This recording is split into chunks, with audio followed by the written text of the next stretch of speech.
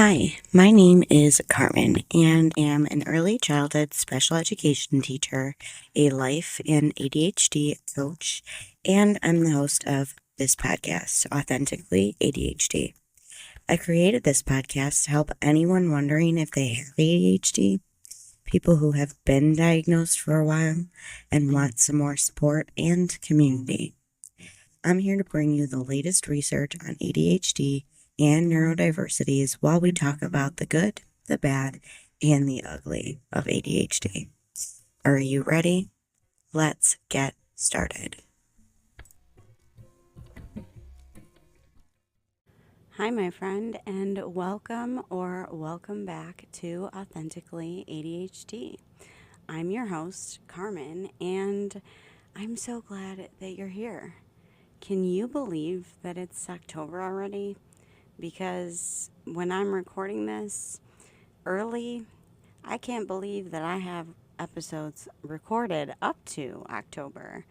By this time, I will have seen one of my favorite artists perform already in Chicago, and we will be going into parent-teacher conferences and things like that. So, yeah, that just spiked my anxiety a little bit. Yeah. So, let's talk about why you're all here. How many times have you said, "Give me 5 more minutes," and it's never 5 more minutes? Do you find yourself rushing around in chaos all the time? Racing the clock? If so, this episode is definitely for you. So, today we're diving into the world of time hacking, creative approaches for ADHD time management. If you have ADHD, you struggle with managing your time. Or maybe you felt overwhelmed by the traditional time management techniques. So let's dig in. I've personally faced countless challenges with time management. I often feel like I'm racing against the clock. Not so much anymore, but I can definitely remember there's one memorable moment when I was so hyper focused one morning on a project or a podcast. I forget what it was. I was almost so late for work. It was definitely a little bit of a wake up call that I needed to start implementing some strategies around ADHD and my time management. So, in this episode, we're going to explore the unique ways that ADHD minds perceive and interact with time, and why conventional methods often fall short.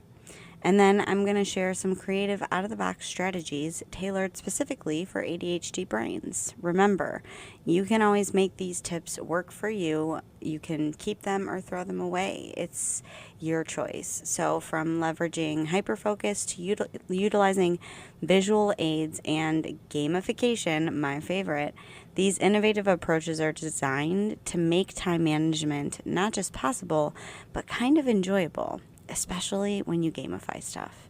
That's my personal favorite way to manage time. You'll learn some practical tips and tricks to help you stay organized, prioritized, and make the most of your time, all while staying true to your authentic self. Whether you're a student, a professional, or just someone looking to get a better handle on your daily routine, these ADHD-friendly strategies can empower anyone to take control of their time and live a more balanced and fulfilling life. So, let's get started. We're going to start with understanding how ADHD affects our perception of time and the management of ourselves within time. ADHD brains do not develop the perception or skill of time passing in our brains, leaving us literally time blind. This is why we need all the timers and clocks everywhere and watches and alarms to remind us, because the feeling of passing time, it doesn't exist in our brains.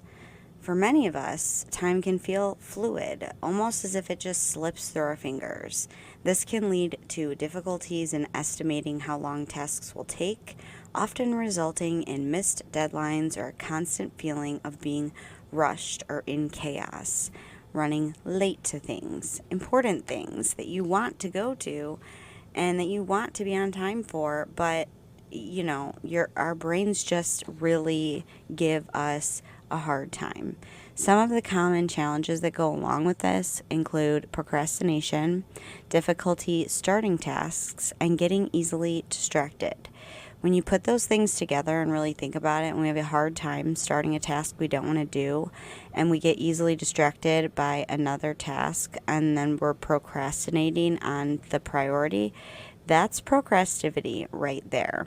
If you don't know what procrastivity is, I will tell you right here. It's in a lot of my episodes, but procrastivity is basically the action of doing like around the house chores instead of a priority task like recording a podcast or writing my lesson plan.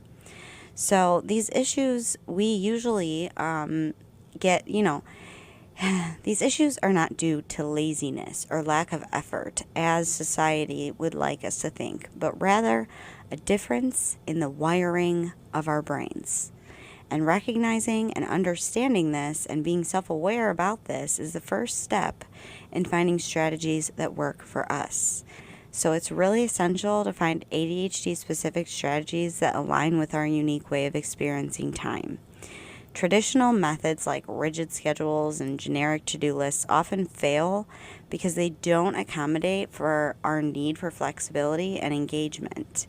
So let's look at some creative approaches that do. Now, one of them is leveraging hyperfocus. One of the unique traits that some ADHDers possess is hyperfocus. I say some because not all ADHDers experience hyperfocus. I am one of the people I do, okay? Hyperfocus is something that I can leverage, and I do in this way. So hyperfocus is an intense concentration, and it can be a powerful tool if harnessed correctly. It allows us to drive deeply into tasks, often losing track of time and tuning out all external distractions. Now, as much as that can sound super, super helpful, I want to put in a warning here that getting into hyperfocus can sometimes be maladaptive if you forget to meet your basic needs.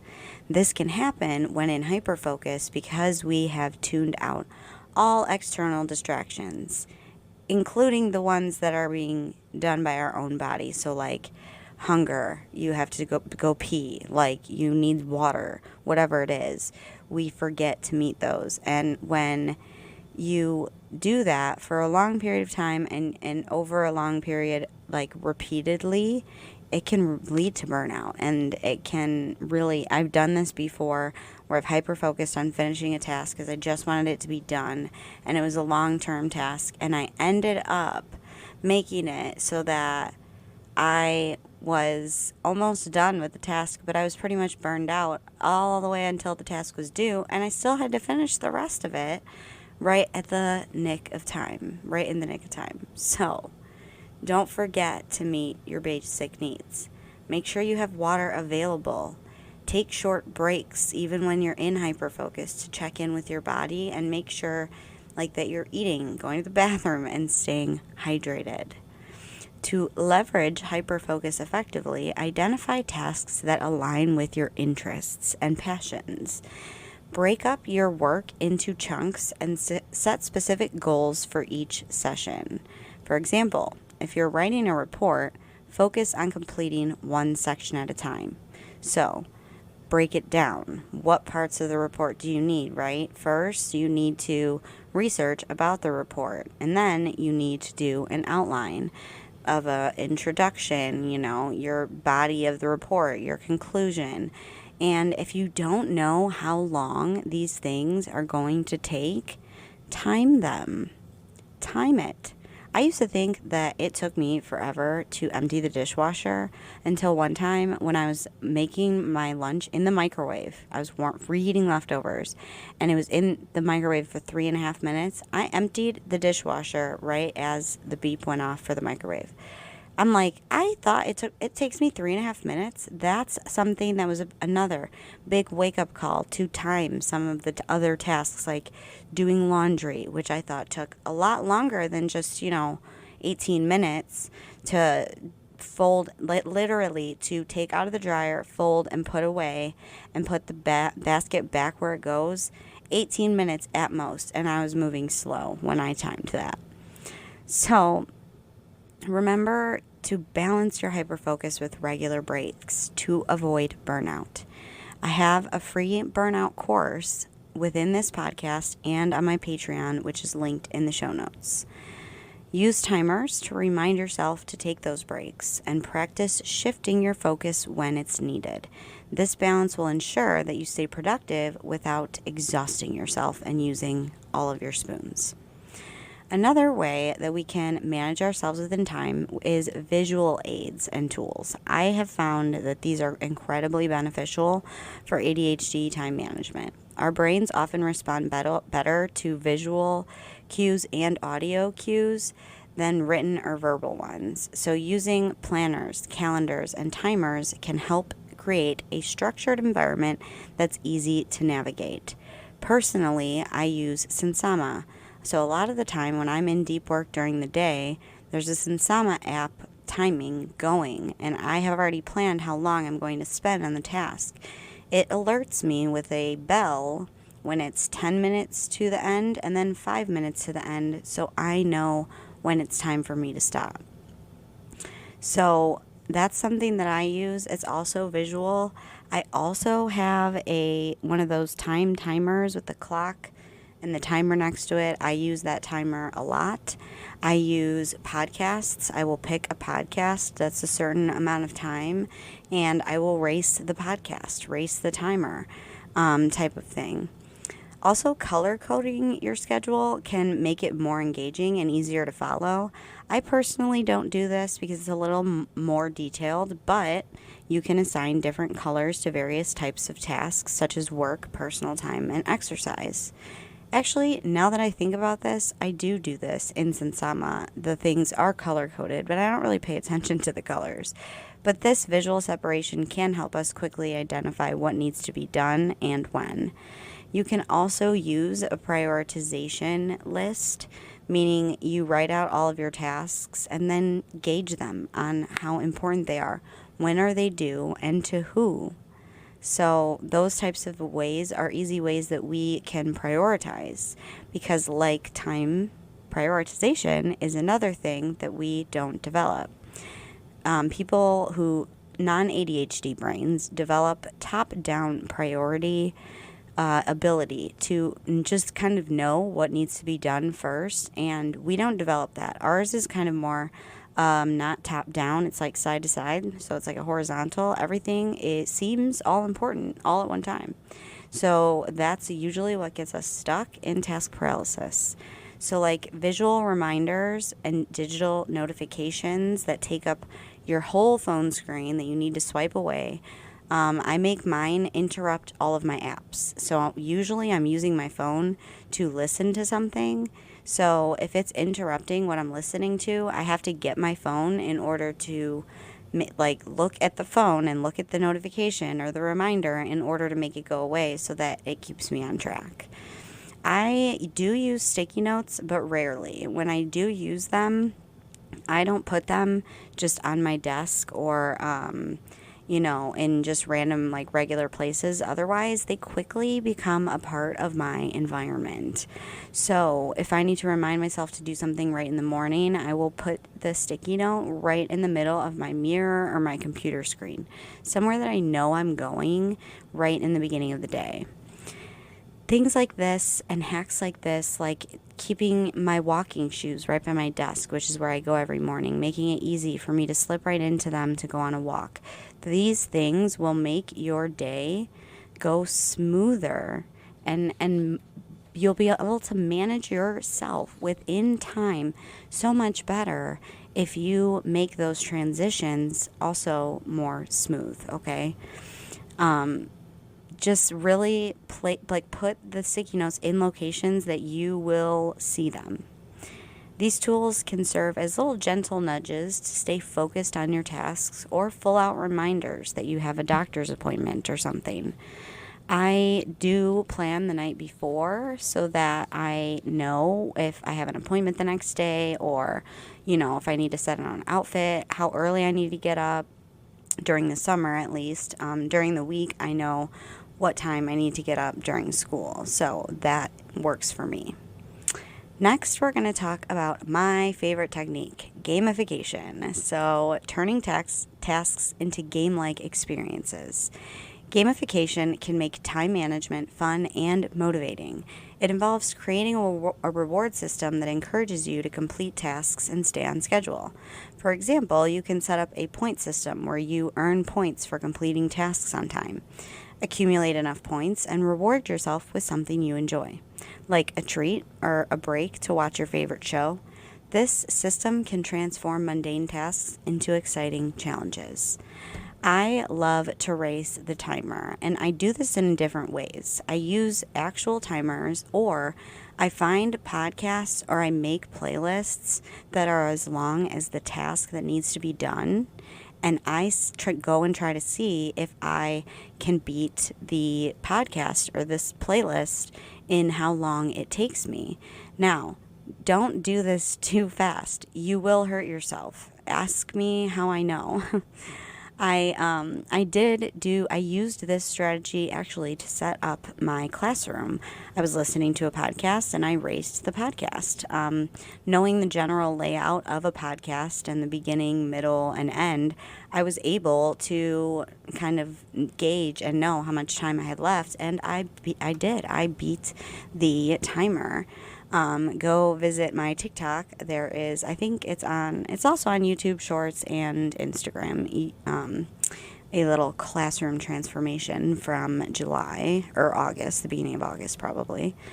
And so I love incorporating these kind of things, especially in transforming mundane tasks into more exciting things like showering, doing the dishes, doing laundry, vacuuming.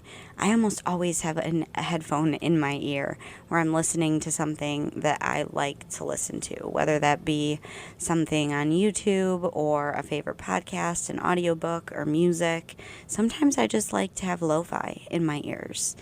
You can use apps that incorporate gamification elements like Habitica or Forest or Finch.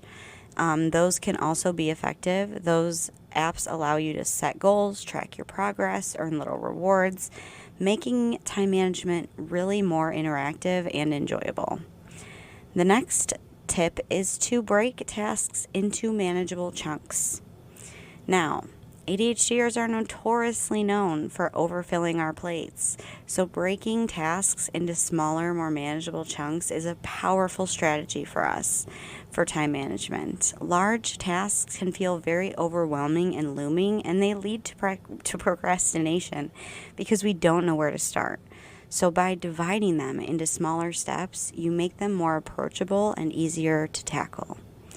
Start by listing out all the steps that you need to complete the project. Then focus on one step at a time and celebrate your progress as you go. Time the things that you're doing so that you know how much time each task takes, especially if it's a repeat task. This approach will reduce the intimidation factor and will keep you motivated from now until, well, a while. It's worked for me for a couple of years now. Real life examples can be inspiring. For instance, if you're working on a big project, break it down into research, outlining, drafting, and editing phases. Tackling each phase separately helps maintain focus and momentum. It also helps keep out perfectionism. The next one is to utilize technology. Guys, technology offers so many tools now to assist with ADHD and time management. The apps and digital tools that help you stay organized and stay on track. Some of the popular ones include Trello, Sunsama for task management, Google Calendar, which I use for scheduling, and Pomodoro timers for time blocking. I forgot to mention that Sunsama actually has the Pomodoro timer built in as well, so you can switch it and it can be Pomodoro times or your own. Setting up these tools for yourself effectively is crucial. take the time to customize them to suit your needs. For example, use Trello to create boards for different projects and set deadlines, and sync your Google Calendar with reminders to keep you aware of upcoming tasks. This is what I do with Sansama and Google Calendars. I sync them, and so that way my phone also reminds me, like, hey, you have this thing today, especially if I forgot to plan the night before. Then when you do balance those digital tools with offline strategies, that's important too. While technology can be a great aid, it's essential to have tangible tools like planners and notebooks to compartmentalize all of the clutter that we have. This combination ensures you have multiple ways to stay organized. You have something written down in more than one place. This is the strategy that I use. I use a written planner and things online. You can also use ChatGPT and Goblin.tools to help you break down tasks and help estimate how much time it'll take. Building a flexible yet structured routine is key for effective time management for ADHD. I do have a whole podcast about routines and revamping them, but really quickly, routines just provide a sense of stability and predictability, which can help reduce anxiety and improve our focus, especially on bad brain days. When you create your routine, incorporate regular breaks and transition times. Plan in time for travel if you need it. Flexibility is important because it allows you to adapt to the unexpected changes without feeling completely derailed and wanting to give up. Start with a basic structure and adjust it as needed to find what works best for you. Remember, routines are not set in stone. It's okay to tweak them as you discover what suits your ADHD brain, or if you just want some novelty. The goal is to create a rhythm that supports your productivity and well-being for your season of life. To recap, today we explored creative approaches to ADHD time management. We discussed understanding ADHD and time perception, leveraging hyperfocus, using visual aids and tools, gamification techniques, breaking tasks into manageable chunks, utilizing technology, and building a routine that works for you. Remember, the key is to experiment with different strategies and find what resonates with you. Each person with ADHD is unique, so tailor the approaches to work with your strengths and preferences. Thank you for pressing play today on this episode of Authentically ADHD. I hope you found these tips helpful and maybe inspiring. If you have your own time management tips or success stories, I'd love to hear from you. You can drop it in the comments box below. You can send me a voice note. Either way, I'd love to hear from you. Stay tuned for the next episode where we will dive into another exciting topic. Until then, stay authentic, and we will talk soon.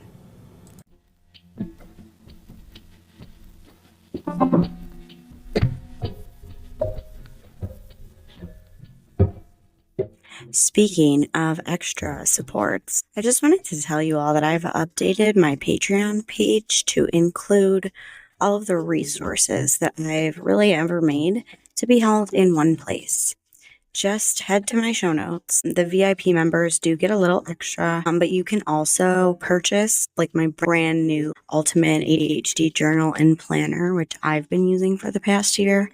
That has worked. Nothing is priced over $10, and everything is at least 50 to 100 pages that you can download and print. You can get it to bind it and sent to you, or you can just read it off your screen and use notebook paper. So if you want or need any type of that kind of extra support, just head to my show notes and click the Patreon link to join. I hope to see you in there.